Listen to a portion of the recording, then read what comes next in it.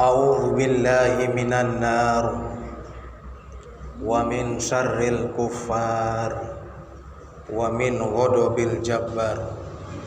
Al-izzatu lillahi wa li rasulihi wa lil mu'minin. Alhamdulillahilladzi arsala rasulahu bil huda wa dinil haqq liyudhhirahu 'ala ad-dini kullih. Asyhadu an la ilaha illallah wahdahu la syarika lah wa asyhadu anna sayyidana Muhammadan abduhu wa rasuluh alladzi la nabiyya ba'dah.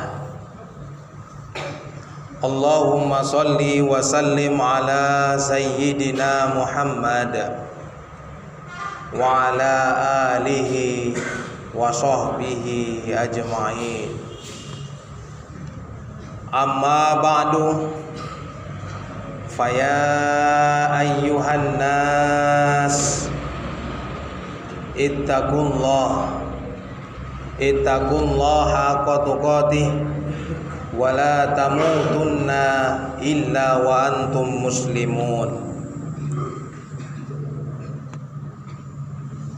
Wa qala Allah ta'ala fi kitabihil karim, bismillahirrahmanirrahim, inna fatahna laka fatham mubina. Sadaqallahul azim wa sadaqa rasuluhul karim wa nahnu ala dzalika minasyahidin. Amin amin ya rabbal alamin. Kaum muslimin sidang Jum'ah yang dimuliakan Allah, yang pertama-tama marilah kita panjatkan rasa syukur kita kepada Allah Subhanahu wa ta'ala, karena sampai saat ini kita masih diberi kesehatan, keselamatan, kelapangan waktu, sehingga kita sama-sama dapat berkumpul di masjid yang mulia ini, yakni dalam rangka untuk menunaikan sholat Jum'ah berjamaah. Mudah-mudahan kita berharap kepada Allah, mudah-mudahan ibadah sholat Jumat yang sedang kita laksanakan ini mudah-mudahan diterima olehnya dan diiringi oleh ridhonya. Amin amin ya rabbal alamin. Kemudian daripada itu, salawat dan salam semoga tetap tercurahkan kepada Nabi besar Nabiullah Muhammad sallallahu alaihi wasallam dengan lafaz Allahumma salli ala sayyidina Muhammad wa ala ali sayyidina Muhammad. Semoga kita yang mengakui, diakui oleh Rasulullah, dan mudah-mudahan kita semuanya mendapat syafaatnya mulai kita hidup di dunia ini hingga kelak nantinya di akhirat. Amin amin ya rabbal alamin. Kaum muslimin sidang Jum'ah yang dimuliakan Allah, melalui mimbar ini khatib mengajak para jamaah sekalian, khususnya kepada diri khatib pribadi, marilah kita selalu meningkatkan ketakwaan kita kepada Allah Subhanahu wa ta'ala. Apakah semakin bertambahnya umur kita ini, bertambah-tambah pula kadar ketakwaan kita kepada Allah? Atau jangan-jangan sebaliknya, semakin bertambahnya umur kita ini, berkurang-kurang pula kadar ketakwaan kita kepada Allah Subhanahu wa ta'ala? Takwa dalam artian menjalankan segala apa-apa yang diperintahkan oleh Allah dan menjauhi segala apa-apa yang dilarang olehnya. Kalaulah kita mau bertakwa dengan sebenar-benarnya, Allah pasti akan memberi jalan keluar, dan Allah akan memberi rizki dari jalan yang tak terduga-duga datangnya. Hal ini sesuai dengan firman Allah, A'udzu billahi minasyaitonir rajim. Wa may yattaqillaha yaj'al lahu makhraja wa yarzuqhu min haitsu la yahtasib. Kaum muslimin sidang Jumat yang dimuliakan Allah, di dalam kitab berjanji, persisnya di halaman 13 sampai halaman 14, di sana diterangkan di saat usia 1 hari Rasulullah SAW sama seperti sebulan usia anak bayi pada umumnya. Yang hebatnya lagi, di saat Rasulullah SAW lahir di permukaan bumi ini, keadaan lahir beliau dalam keadaan telungkup, kedua telapak tangan beliau itu di atas bumi. Ini menunjukkan, wahai kaum muslimin sidang Jumat yang dimuliakan Allah, ini menunjukkan betapa mulianya derajat Rasulullah SAW. 1 hari sama seperti sebulan usia bayi pada umumnya. Oleh karenanya di dalam kitab tersebut dijelaskan di usia 3 bulan Rasulullah SAW sudah bisa berdiri tegak. Sedangkan di usia 5 bulan Rasulullah SAW sudah bisa berjalan. Subhanallah. Dan di usia 9 bulan Rasulullah SAW sudah bisa berbicara fasih seperti kita. Wahai kaum muslimin sidang Jumat yang dimuliakan Allah, laulaka ma khalaqtul aflak. Kalaulah tidak karenamu Muhammad, kalaulah tidak karenamu ya Muhammad, ma khalaqtul aflak, tidak aku ciptakan alam semesta ini. Sekarang adanya kita, adanya istri kita, adanya keluarga yang kita cintai, adanya bumi, adanya alam beserta isinya, ini disebabkan karena adanya Muhammad sallallahu alaihi wasallam. Wahai kaum muslimin sidang Jumat yang dimuliakan Allah, suatu ketika datanglah 2 malaikat, yang mana 2 malaikat tersebut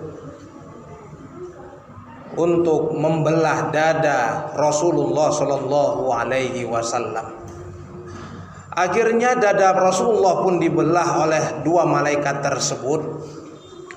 Darah hitam diambil di dalam dada. Tempat setan yang bersemayam di dada Rasulullah sallallahu alaihi wasallam pun diambil oleh malaikat. Semuanya diganti dengan apa? Diterangkan di dalam kitab tersebut, wa mala'ahu bil hikmati wa ma'ani imaniyah. Diisi dengan hikmah dan rahasia-rahasia iman. Inilah luar biasanya Rasulullah SAW.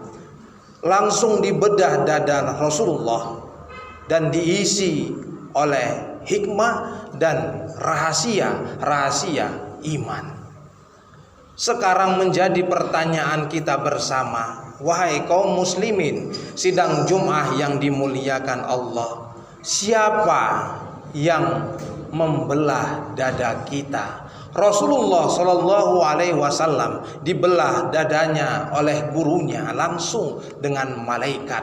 Sedangkan kita, wahai kaum muslimin sidang Jumat yang dimuliakan Allah, siapa yang membelah dada kita? Pertanyaan ini ada sebuah kisah yang mana cerita ini berdasarkan sumber nyata yang langsung dijalankan oleh yang diceritakan. Ada seorang pemuda yang belajar langsung ke tanah Jawa. Di sana begitu banyak ditemuinya orang-orang yang alim, yang orang-orang yang pandai dalam beragama. Ada kalanya dia bertemu dengan seseorang yang memang dia tahu membaca dirinya, baik sebelum ataupun setelahnya. Tiba-tiba seorang anak muda tersebut diberi sebuah tasbih, yang mana tasbih tersebut berasal dari kayu yang jenisnya kayu kaukah. Akhirnya pun dikarenakan diberi seorang yang dianggap dia pada saat itu mulia, yang dihormatinya, dan dijelaskan apa fungsi guna tasbih tersebut. Akhirnya pun seorang muda, anak muda yang belajar ke tanah Jawa tersebut mengambil tasbih kaukah tersebut dan dipegang teguh olehnya. Ternyata begitu banyak bukti yang dirasakannya, baik rasa nyaman di dalam hatinya ia rasakan di saat dia menggunakan tasbih tersebut. Ada satu cerita yang diceritakannya, di saat anak muda tersebut masuk ke rumah angker, tiba-tiba tasbih tersebut pun digunakannya. Tiba-tiba begitu banyak perlawanan makhluk-makhluk halus yang dirasakannya. Sampai-sampai di saat dia berangkat, walaupun perjalanan sudah ditempuh 1 jam, gara-gara tasbih tersebut tinggal di rumahnya, dia rela kembali untuk mengambil tasbih tersebut karena perasaannya kurang nyaman. Tapi wahai kaum muslimin sidang Jum'ah yang dimuliakan Allah, sekali lagi, sebab Allah menurunkan guru yang cocok untuknya, akhirnya dibedah keyakinannya. Dalam artian bukan dibedah dadanya seperti dibedahnya Rasulullah dengan malaikat, melainkan dibedah dadanya, yakni dibedah keyakinannya. Kalaulah anak muda tersebut yang sampai saat ini sudah dia berumah tangga, ia meyakini bahwasanya hal yang luar biasa bersumber dari tasbih tersebut, berarti dia sudah memalingkan siapa yang menciptakan tasbih tersebut, yakni Allahu Rabbi. Akhirnya pun wahai kaum muslimin sidang Jum'ah yang dimuliakan Allah, akhirnya pun dibedah keyakinannya. Akhirnya tasbih tersebut dianggap bahwasanya tidak memiliki kekuatan apapun, tidak memiliki daya apapun. Yang memiliki kekuatan daya adalah Allah Subhanahu wa ta'ala. Itu pun dikarenakan ada seorang guru yang mampu untuk membedah keyakinannya, yang selama ini menjadi keyakinan anak muda tersebut. Sekarang pertanyaannya, wahai kaum muslimin sidang Jum'ah yang dimuliakan Allah, siapa yang membedah keyakinan kita?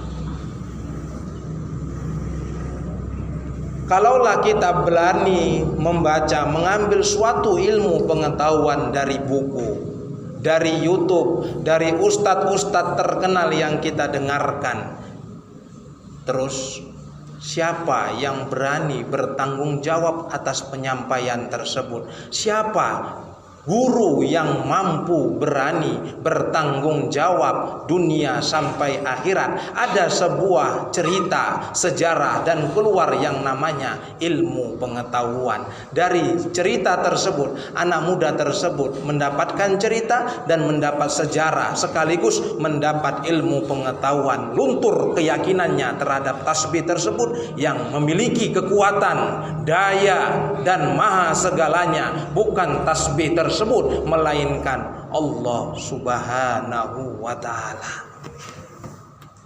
Wahai kaum muslimin sidang Jum'ah yang dimuliakan Allah, hari ini sekali lagi sangat jarang sekali, sangat susah sekali kita jumpai seorang guru yang cocok yang mampu bertanggung jawab dunia sampai akhirat di saat kita mau betul-betul menjalankannya.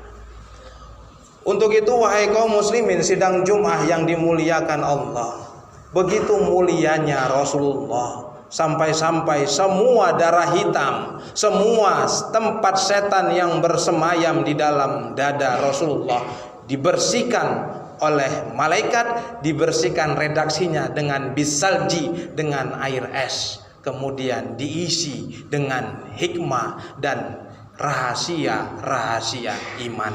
Begitu mudahnya iman disebutkan, begitu sangat mudahnya rukun iman yang ada 6 disebutkan, tapi prakteknya begitu amat susah sekali, apalagi kita tidak mempunyai guru yang cocok di dalam batin kita.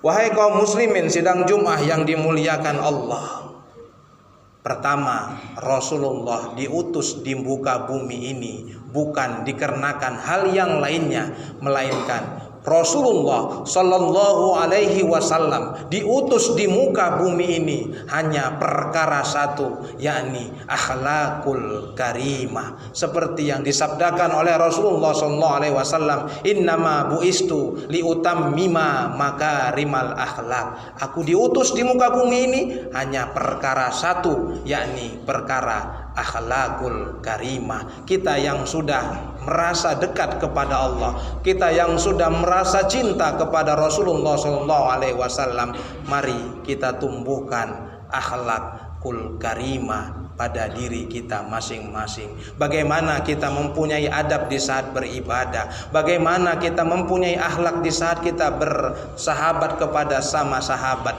bagaimana kita mempunyai akhlak kepada orang tua, bagaimana kita mempunyai akhlakul karimah kepada yang muda.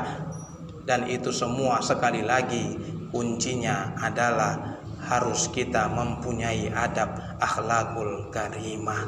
Adab lebih tinggi posisinya, derajatnya daripada ilmu pengetahuan.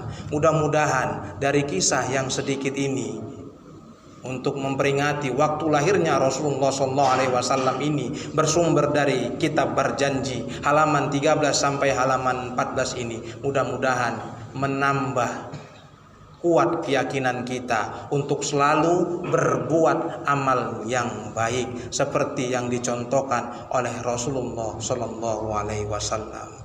Barakallahu li wa lakum fil Qur'anil azim wa nafa'ani wa iyyakum bima fihi minal ayati wa dzikril hakim wa taqabbala minni wa minkum tilawata innahu huwas samiul alim.